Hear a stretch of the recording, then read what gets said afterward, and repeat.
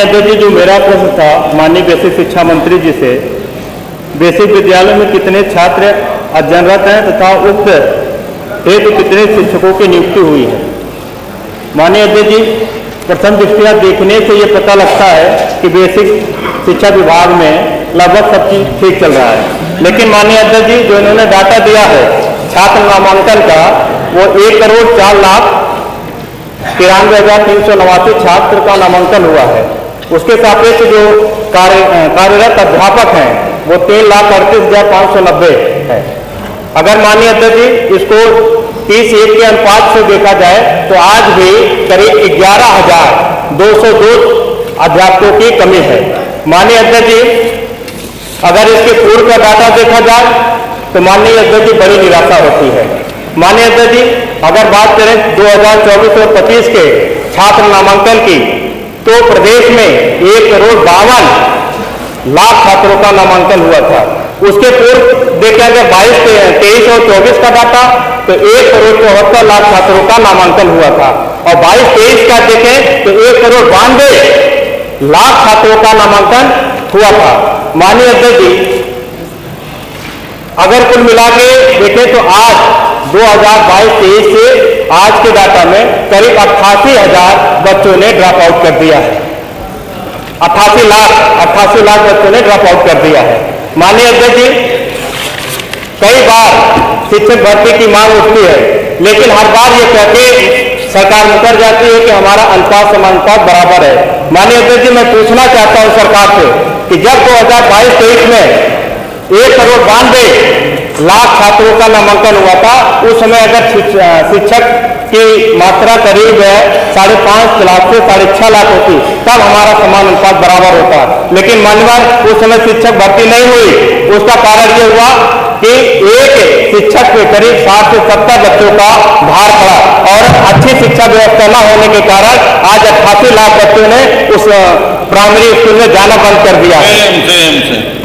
माननीय अध्यक्ष जी, जब भी विपक्ष द्वारा ये पूछा जाएगा शिक्षक भर्ती कब आएगी, हर बार सरकार मुकर जाने का काम करती है।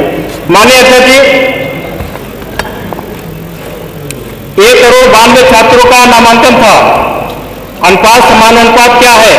80 से 88 लाख बच्चों को पढ़ाने के लिए 2.5 से 3 लाख शिक्षकों की अगर शिक्षा भर्ती हुई होती तो आज प्रदेश में जो बेरोजगारी दर है वो भी कम हो गया होता और लोगों को रोजगार भी मिल गया होता। प्रश्न करिए। और आज माननीय अध्यक्ष जी, जो स्कूल बंद और मर्जर किए जा रहे हैं तो ये इसकी आवश्यकता भी नहीं पड़ती, क्योंकि जब हमारे पास पर्याप्त शिक्षक होते, पर्याप्त बच्चे थे तो उसको पढ़ा ले जाते और एक उज्जवल भविष्य बच्चों का बन जाता। माननीय अध्यक्ष जी, पिछले 4 सालों में 88 लाख बच्चों बेसिक विद्यालय से ड्रॉप आउट हो चुके हैं। यह कोई मामूली गलती नहीं है, यह एक सुनियोजित अपराध है, यह वह पाप है जिससे करोड़ों मासूमों के सपनों को छीना गया है। माननीय अध्यक्ष जी, अब प्रश्न क्या है? माननीय अध्यक्ष जी, बस पूछना। हाँ, पूछिए प्लीज। यह अपराध सबसे बड़ा, इसका शिकार कौन हुआ है? हमेशा दलित और पिछड़ा इसका शिकार हुआ। एक गरीब आदमी की आखिरी उम्मीद सरकारी विद्यालय होती, वो अपने बच्चों को पढ़ाना चाहता है, लेकिन ये सरकार उनके सपनों को छीनने का काम कर रही है। माननीय अध्यक्ष जी, यह सिर्फ एक प्रशासनिक भूल नहीं है, यह सत्ता की मानसिकता का आईना है। एक ऐसी मानसिकता जो पिछड़े और को अशिक्षित रखकर हमेशा गुलाम बनाना चाहती है। माननीय अध्यक्ष जी, माननीय मंत्री जी से मेरा 2 अनुपूरक है। क्या माननीय मंत्री जी बताने का कष्ट करेंगे कि प्रदेश सरकार प्रदेश में शिक्षक भर्ती कराने पर विचार करेगी? हाँ तो कब तक, नहीं तो कब? क्या माननीय मंत्री जी ये भी बताने का कष्ट करेंगे कि प्राइमरी विद्यालयों में 6 वर्ष की जगह 4 वर्ष में नामांकन कराने पर विचार करेंगे? हाँ तो कब तक, नहीं तो क्या? मंत्री जी, मेरा आपसे निवेदन है कि आप, क्योंकि 3 माननीय सदस्यों का इस पे नाम है, तो सब लोग अपना पूछ लें तो आप एक साथ उत्तर दे देंगे। मेरा आपसे रिक्वेस्ट है। शेरिंग प्रधान, विषय पर पूछिए, बात अपनी करिए। माननीय अध्यक्ष जी, आपका हृदय से आभार और धन्यवाद। विचार करेंगे कि नहीं करेंगे? ये इस प्रश्न का विषय नहीं है। हाँ, श्री प्रभु नारायण जी। आप बात छोड़कर सवाल पूछने का मौका दिया, मैं धन्यवाद करता हूँ। मान्यवर, ये प्रश्न करोड़ों बच्चों के भविष्य एवं बेरोजगारों से जुड़ा है। शिक्षक सिर्फ पढ़ाने का ही काम नहीं करता, बल्कि राष्ट्र निर्माता है। बच्चे हमारे भारत के भविष्य। आज जहाँ विद्यालयों में शिक्षक होने चाहिए वहाँ कक्षाएं शून्य हैं, ताले लटके हैं कमरे में, निराश बच्चे हैं। माननीय मंत्री जी ने जो जवाब दिया है कि प्राथमिक शिक्षा में कुल स्वीकृत पद 4,17,886 और रिक्त पद 78,936, वहीं उच्च प्राथमिक में 1,62,198 और रिक्त पद 41,338 है। कुल मिला के 1,20,000 से भी ज़्यादा पद रिक्त है। आरटी एक्ट के अनुसार प्राथमिक विद्यालय में छात्र शिक्षक अनुपात 30:1 है, उच्च प्राथमिक में 35:1 के अनुपात है, जबकि कहीं कहीं ये अनुपात 60 और 70 से भी अधिक है। तो माननीय मंत्री जी से हम जानना चाहते हैं कि क्या सरकार प्राथमिक और उच्च प्राथमिक में स्वीकृत रिक्त पदों को भरने की अंतिम सीमा को तय करने का काम करेंगे। दूसरा, क्या सरकार 2017 से अब तक बेसिक शिक्षा विभाग में स्वीकृत पदों में बढ़ोतरी व रिक्त पदों के भर्ती हो जारी विज्ञापनों का वर्षवार और जिलेवार विवरण सदन के पटल पर रखने का काम करेगी। साथ ही साथ मंत्री जी ये भी बताने का काम करेंगे कि जारी विज्ञापनों में कितने पद भर्ती प्रक्रिया के अंतर्गत निरस्त या रोके गए हैं अथवा न्यायालय में लंबित। माननीय मंत्री जी।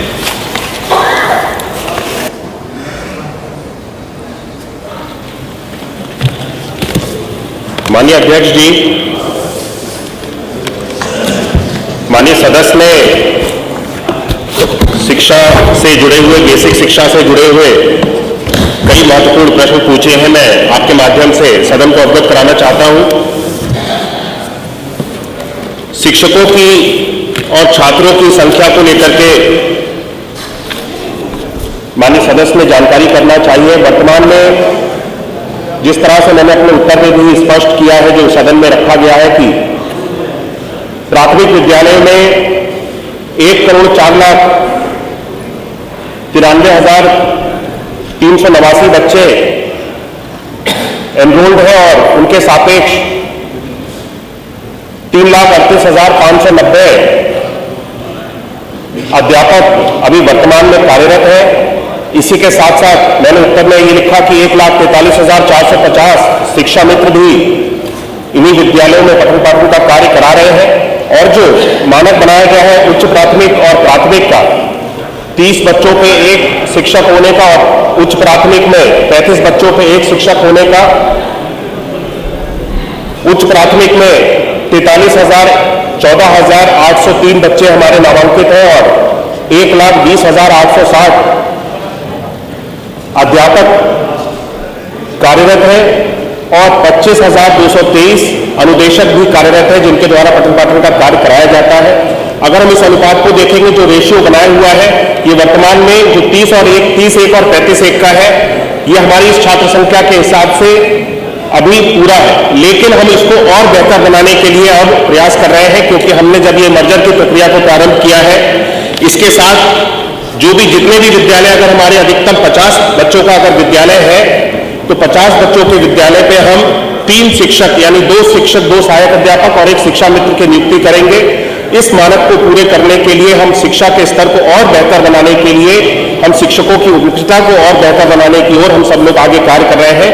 इसके बाद जितने भी हमारी छात्र संख्या होगी और हर विद्यालय पे 50 बच्चों पे 2 शिक्षक, सहायक अध्यापक और 1 शिक्षा मित्र का जो भी रेशियो में गैप होगा, उस गैप को हम सब लोग पूरा करेंगे। माननीय सदस्य ने प्रश्न उठाया कि मर्जर को लेकर के विद्यालयों को सरकार बंद कर रही है। सरकार ने एक भी विद्यालय को बंद करने का निर्णय नहीं लिया है। कोई भी विद्यालय जो बेसिक शिक्षा विभाग के अंतर्गत परिषदीय विद्यालय है, उसको सब बंद नहीं किया जाएगा और विद्यालय को जो यूडाइस कोड भी दिया जाता है, वो यूडाइस कोड भी यथावत रहेगा और वो विद्यालय सुचारू रूप से जिस तरह से पहले बेसिक शिक्षा विभाग के अंतर्गत चल रहा था, उसी तरह से चलता रहेगा। इस प्रक्रिया में बदलाव ये किया गया है। माननीय सदस्य ने जानना चाहा कि कक्षा 1 में जो बच्चों की नामांकन की आयु है, उसको 6 वर्ष निर्धारित कर दिया गया है। कक्षा 1 से लेकर के 8 तक, 6 से लेकर के 14 वर्ष की आयु में बच्चे को शिक्षा का जो अधिकार है, उसके अंतर्गत नियम बनाए गए हैं कि कक्षा 1 से कक्षा 8 तक की शिक्षा हर एक बच्चे को अनिवार्य मिलनी चाहिए। उसका हम सब लोग पालन कर रहे हैं। उसको हम सब लोग कम कर नहीं सकते हैं कि 6 वर्ष की आयु से पहले बच्चे की कक्षा 1 में नामांकन हो जाए, वो देश भर में लागू कर दिया गया है। लेकिन बच्चा 3 वर्ष से लेकर के 6 वर्ष की आयु तक आंगनवाड़ी के केंद्रों में, जो हमारी कोलोकेटेड आंगनवाड़ीज है, वहां पर जाकर के अपने पठन पाठन का कार्य को करते थे और जो भी उनकी पोषण की व्यवस्था आईसीडीएस डिपार्टमेंट के द्वारा बनाई गई थी, वो सारी चीजों को सुचारू रूप से चलाया जा रहा था। इसमें बदलाव ये किया गया है, जितने भी हमारे भवन मर्जर के बाद में जो 1 किलोमीटर की अवधि के अंदर थे, 50 बच्चों से कम की संख्या थी, केवल 1 किलोमीटर की अवधि के अंदर अगर 2 या 3 विद्यालय संचालित है और 50 बच्चे से कम है उन विद्यालयों में, उन विद्यालयों को मर्ज करके एक विद्यालय बना दिया गया, जिससे सबसे ज्यादा अधिक संसाधनों वाला विद्यालय को चलाया जाए और 1 किलोमीटर की अवधि के अंदर जिसमें किसी भी बच्चे को पहुंचने में कोई कठिनाई नहीं होगी, उस विद्यालय को संचालित किया जाएगा। और बाकी के जो विद्यालय रिक्त होंगे, खाली होंगे, जो मर्ज करने के बाद में उन विद्यालयों में आईसीडीएस डिपार्टमेंट के साथ में मिल करके हमारा बेसिक शिक्षा विभाग प्री प्राइमरी यानी प्ले स्कूल की, यानी कि नर्सरी, केजी और ये सारी जो क्लासेस होती है, इन क्लासेस को इस वर्ष से हम प्रारंभ करने जा रहे हैं। उन्होंने जो अपनी चिंता जताई थी, क्योंकि कक्षा 6 में, तो वो 6 वर्ष की आयु में ही कक्षा 1 में नामांकन हो सकता है, लेकिन 3 से 4 वर्ष के लिए, 4 से 5 वर्ष की आयु और 5 से 6 वर्ष की आयु के लिए हमने अलग से प्री प्राइमरी की ये प्ले स्कूल्स प्रारंभ कर दिए हैं और हमारे लगभग 3,500 से अधिक विद्यालय आईसीडीएस डिपार्टमेंट के साथ में मिल करके कार्य भी करना प्रारंभ कर दिया इन प्ले स्कूल ने। प्राथमिक जो हमारे विद्यालय जितने भी रिक्त हुए थे, और इनके अंदर के लिए इन विद्यालयों में पढ़ाने के लिए हमने अलग से ईसीसीई एजुकेटर्स भी नियुक्त किए हैं, जो संविदा पे लगातार नियुक्त किए जा रहे हैं। मैं बताना चाहता हूं कि अभी तक लगभग हमारे ये जो स्पेशल एजुकेटर्स हैं जिनको नियुक्त किया गया है, 19,484 स्पेशल एजुकेटर्स को भी संविदा के माध्यम से नियुक्त कर दिया गया है और लगातार प्रतिवर्ष इनको हम लोग नियुक्त करते जा रहे हैं। और प्री प्राइमरी के लिए बेसिक शिक्षा विभाग ने अलग से एक कोर्स और करिकुलम भी तैयार किया है। 3 से 4 वर्ष की आयु के लिए किताबें तैयार की है, 4 से 5 वर्ष की आयु के बच्चों के लिए तैयार की है किताबें, और 5 से 6 वर्ष की आयु के लिए, जो कि अपने आप में एक नया पहल उत्तर प्रदेश की सरकार ने किया है। अभी तक बच्चे केवल क्लास 1 में जाकर के सीधे पढ़ाई करते थे और उससे पहले उनको कोई मूलभूत जानकारी उनके पास नहीं होती थी।